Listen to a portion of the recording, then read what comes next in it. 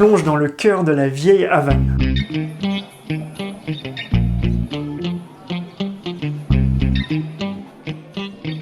C'est un grand musée à ciel ouvert pour son architecture et sa vie.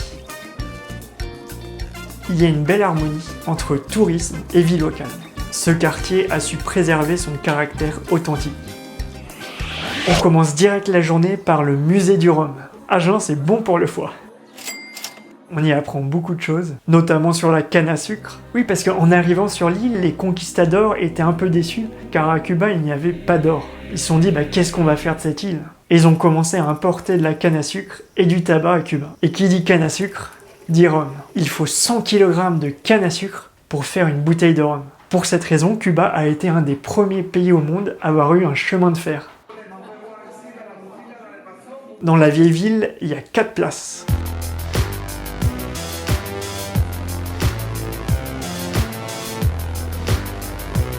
Ici, c'est la plus vieille place de la Havane. Sur la Plaza de Armas, il y a un parc tout autour, avec plein de plantes et de fleurs. Alors le gars avec un pigeon sur la tête derrière, c'est le premier président de Cuba. Au bord de la place, il y a le petit temple. C'est ici que fut construite la première mairie et que la première messe fut prononcée, en 1519.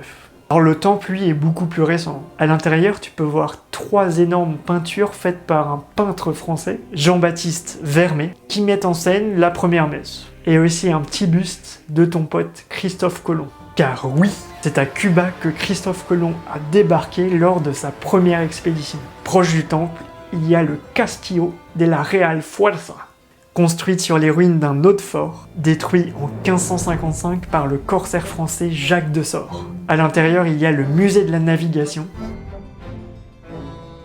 Mais le plus intéressant avec cette forteresse, c'est de monter sur la terrasse pour avoir une belle vue.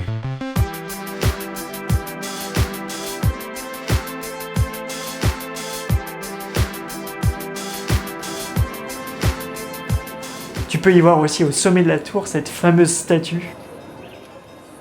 Cette femme était l'épouse d'un gouverneur, et la légende raconte qu'elle attendait chaque jour sur le port le retour de son mari qui était parti en expédition. Elle est donc un symbole d'espoir. Et elle a terminé sur les bouteilles de rhum.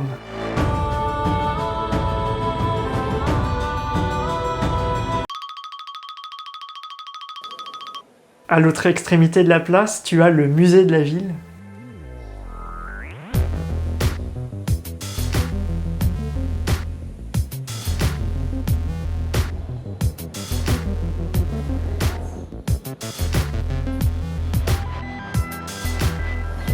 Ça, c'est le plus vieux monument de tout Cuba.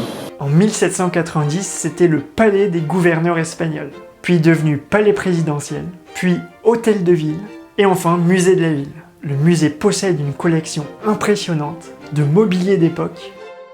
Tous les mobiliers que tu vois dans cette pièce viennent d'Europe en général, et franchement c'est magnifique. D'objets d'art, de sculptures, d'uniformes, de vieilles voitures et de touristes. Pour cette raison, vas-y tôt le matin. Et la salle qui est juste derrière moi, le trône a été fait pour la reine d'Espagne, il n'a jamais été utilisé.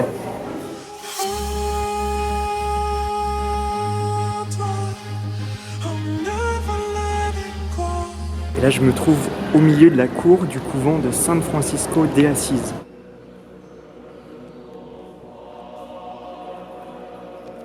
Cette place date du XVIe siècle, mais a été complètement restaurée il y a 30 ans, au même moment que... Et devant l'église, tout le monde touche la barbe de cette statue. On surnomme ce type le Chevalier de Paris. Dans les années 50, c'était un célèbre vagabond qui avait l'habitude de parler à tout le monde dans les rues de la capitale. Là, je te montre un petit coin caché. C'est la seule église à avoir été construite en 49 ans, et c'est Castro lui-même qui en a fait l'inauguration.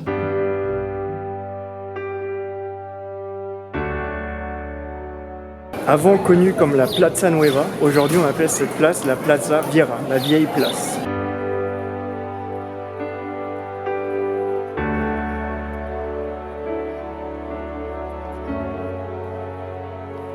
On va terminer en allant sur la place de la cathédrale. C'est la plus récente, mais aussi la plus homogène dans son style baroque.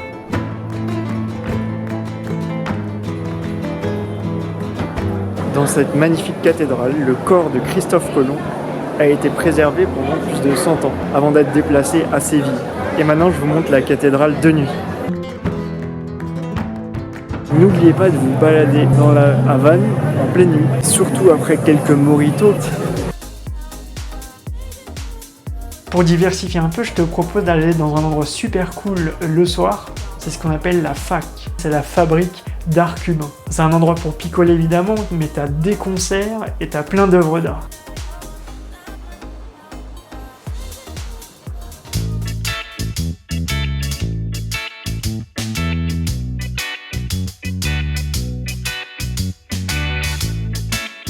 Et me voici maintenant place de la Révolution.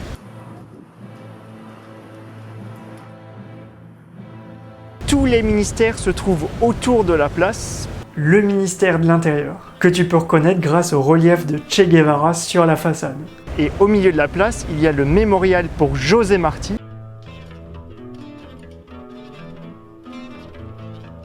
Alors quand tu arrives au mémorial, déjà tu payes l'entrée pour t'approcher de la statue. Et ensuite tu peux choisir d'aller au musée, puis sur le Mirador pour avoir une belle vue.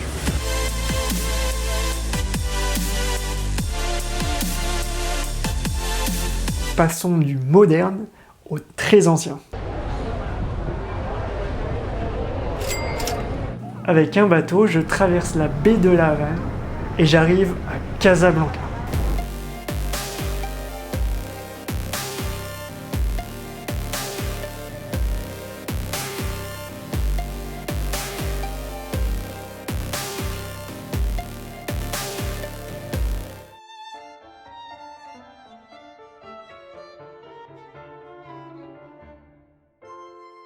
Construite au XVIe siècle pour protéger la Havane, les Britanniques se sont faufilés dans cette forteresse au XVIIIe siècle en passant par les tunnels. Ils ont vraiment occupé, pris la Havane pendant plusieurs jours. Suite au traité de Paris, la Floride a été changée contre Cuba, c'est-à-dire que Cuba a failli être anglais finalement. Ça veut dire qu'on ne dirait pas la salsa, mais the sauce.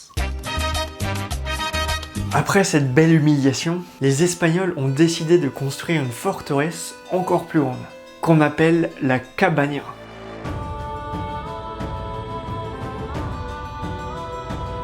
Et dans cette forteresse, tous les soirs à 21h, les Cubains ont pour tradition de tirer un coup de canon, qui signale la fermeture du port.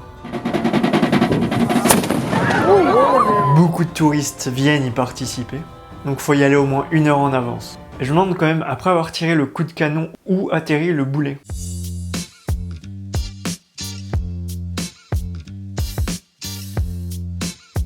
Si tu aimes voyager et Cuba, n'hésite pas à t'abonner à ma chaîne. Dans ma prochaine vidéo, tu vas voir, je vais te montrer un endroit super cool, c'est Vignales.